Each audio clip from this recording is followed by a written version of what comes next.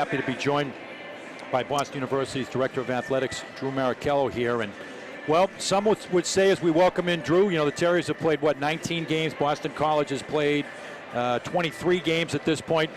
You haven't really played until these two play. I mean, this is kind of like, all right, the season starts tonight, drop the puck. Here we go, right? Special time of year. You can feel it on campus, even though our kids aren't back until next week. It's just about this game, and it doesn't matter where we play it.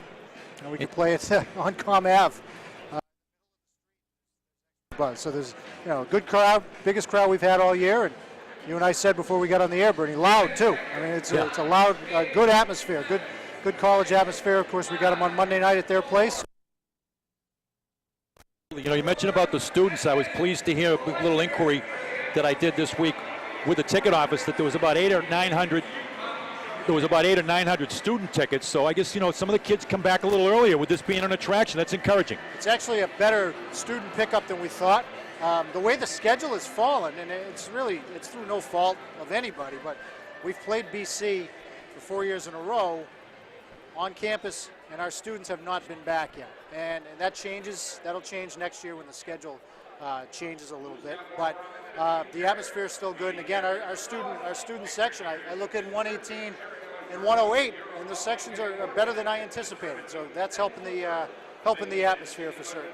Indeed, great to see. And of course, coming off the week that was, if you will, in Boston University hockey, I mean, there's been certainly some great moments in the long scarlet line and tradition of BU hockey, but never a night quite like last Thursday. I mean, let's just talk about last Thursday. I put it out on the broadcast, kind of thinking out loud, as I do from time to time, after JFK scored, what the time elapse was with Kiefer Bellows north of the border tying the game in Montreal. And I got a text message right back, shall remain nameless, but let's say a BU fanatic fan, who said, Bernie, I am sitting at T's Pub in front of the big screen. I am watching the World Junior team. I have you in the headset on my computer. For the record, I can verify that both pucks went into the net at exactly the same moment, which is unbelievable. I didn't know that. That's the first I've heard that, Bern, so we'll have to independently verify that. But it was a magical night. It was a great game here. Really a good victory against a team that a lot of people didn't give us a chance in that game. Put it that way. That's right. Being shorthanded, but as you're watching the game, I'm laughing because smiling up in one of the sections, saying we've still got an awful lot of talent on the ice right now. So then that folds into the gold medal game. I said to somebody on the air at halftime of the basketball game the other day, it was one of those magical moments, and what I take from it, really two things. One, it was a BU infomercial, which we were proud of. I mean, if you watch that for a week, you got BU, which was wonderful to hear. Can't buy it. Our guys played great. At the end of the game, the hug, the show of emotion between Dante and Charlie McAvoy, in the handshake line was just really, again, emotional. It was nice to see. Two teammates, battling obviously for different countries. But what a tournament. Great that we had such a presence. I thought the ceremony today was really good. Excellent. Well done. Kudos to Brian Kelly and the staff at Agganis, and to our crowd for, they're properly recognizing the pageantry of the ceremony. It was tremendous to see, and once again, congratulations to all the medal winners from Boston University. You mentioned Fabro with the silver, and the 6 members of the Boston University current team winning the gold medal. And of course, it was once again a unique week, and was followed up with Frozen Fenway, and particularly for the guys that may have some allegiance to the Boston Red Sox, and there were a number of them, coaches included. Just a great experience to have that once again for BU hockey. Yeah, third time we've played there. I heard some people say it was a different atmosphere than they've experienced. And I tell them, the first time we played there was one of those magical nights. Perfect. BC, snow. Just a great Friday night was a night. A BU victory. Yep. It's one that we won't forget, and everything after that is measured up against that first time in 2010. I believe, off the top of my head. That's right, it was, yep. But no, it's tough. The snow, I think, pushed back to Sunday, rightfully, right call, but it certainly probably affected the crowd. At the same time, it's still great for the guys to get out there and skate at Fenway. What a setting. Indeed. And speaking of special events, there was an announcement at Fenway. I had the opportunity to make the acquaintance once again after a number of years since I had seen Steve Thornton and Shane Johnson about the Friendship Tournament and the fact that the Terriers are going to be headed to Belfast, Northern Ireland in 2018 to be part of what's been a tremendous event now, and it just completed its second year. So we've heard nothing but positive reviews, and kind of an upstart endeavor a couple of years ago, and the teams that went over there said it's a spectacular event for the kids to be involved with. It's great for Belfast, it's great for the schools, it's great for Hockey East. So it takes a while to get the schedules tipped to where you want them to be, or to where you can actually go to Belfast. But we're excited about going there. I'm really excited about the group we're with. I think, with Yale and UConn and Union College, I think that's a good cohort group to be associated with. I really believe that we have a responsibility to help our kids see the world, and the world extends outside of Boston. Of course, our kids come from all over the world, but I do think that's one of the things that we're charged with, and that we charge our different staffs with, and certainly hockey's no exception, is that we want to provide positive cultural experiences. And this is a hockey game. They're regular season hockey games. They mean something in the standings, and at the same time, it's going to be something that people won't soon forget, because it is apparently a wonderful, wonderful experience. And Steve and Shane, they've wanted us to come for a while. Well, they have. They're really excited. Yeah, they're really excited. I talked to somebody the other day, and I said, I think our fans are excited. I think our kids are excited. Our coaches are excited. I don't think anybody's more excited than Steve and Shane. Absolutely. It's about time was their reaction. Had them on between periods. And, of course, two members of the Boston University National Championship team in '95. Steve, of course, who centered the first line. Not a bad line with Mike Greer and Chris O'Sullivan. Pretty good talent. Decent line mates.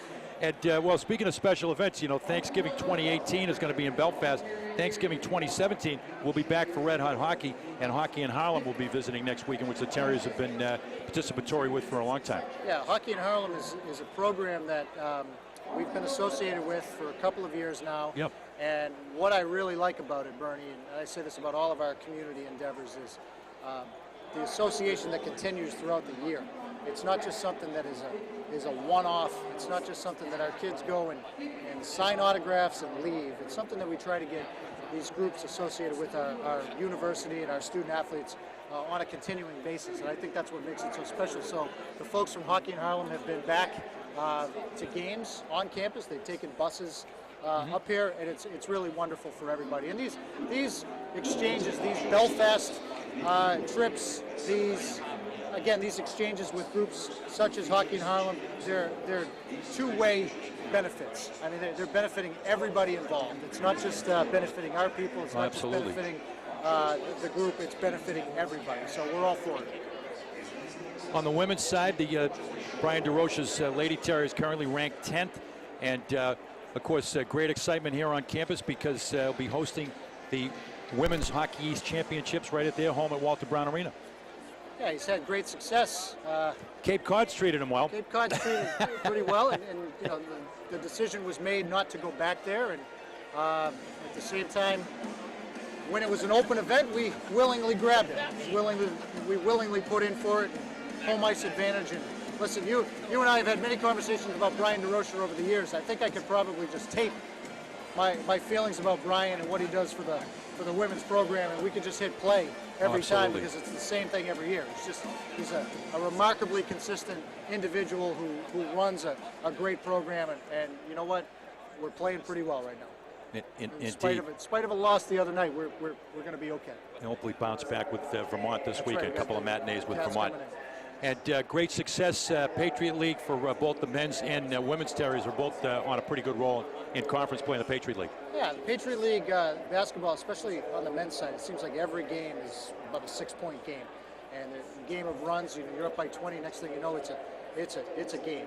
And the coaches are just wonderful. So there's a lot of parity in that league. And to start the season on such a run is really 5-0. Yeah, it's really great, because frankly, it's tough. Everybody, as I said, it's a league of great parity. Joe's doing a great job. We're getting some contributions from a lot of different guys. And certainly on the women's side, I think we've won 3 out of 5, and we've been in the other 2 games that we've lost, and and that's improvement. That's improvement, and that's all we look for. We don't look at the wins. We don't look at the losses. That's an easy way to judge, but you need to judge by are you getting better? Are you getting better week by week and month by month and year over year? And right now, when you look at it, we're a lot better than we were last year, and you know the future's pretty bright. Indeed, I know on the men's side, a couple of those non-conference games that just slipped away. You knew that battle tested to get back in the Patriot League. It's paid dividends. Well, the non-conference games, and I don't know if I said it to you or if I said it to somebody else at an interview, Bernie, but when we lost to UConn by a couple, we lost to NC State by a couple, and I talked to Joe right after the game, and everybody was kind of thrilled that, hey, it was a close game, and Joe said we should have won both games. Right, absolutely. And I thought that was a great reaction, and frankly, I think we're a good basketball team, so we'll be there right at the end of the season. I saved the best for last. A guy that used to coach here for a few years used to say there was a season and the reason. The reason is the department GPA, athletic department GPA, at 3.16 for the fall of 2016. That makes you sleep easy at night. I know it does. Well, our coaches recruit students who are capable of doing the work at BU. That's part one. Our kids are serious students. They're great athletes, but they're serious students. We broke a record last fall, and even to top it this year is a credit to everybody involved with the institution.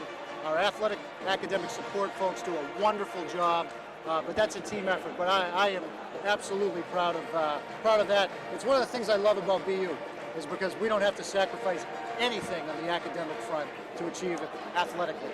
Indeed. Well said, my friend. Best of the new year to you, Drew. Thank you, Bernie. And looking for some great things here as we come back.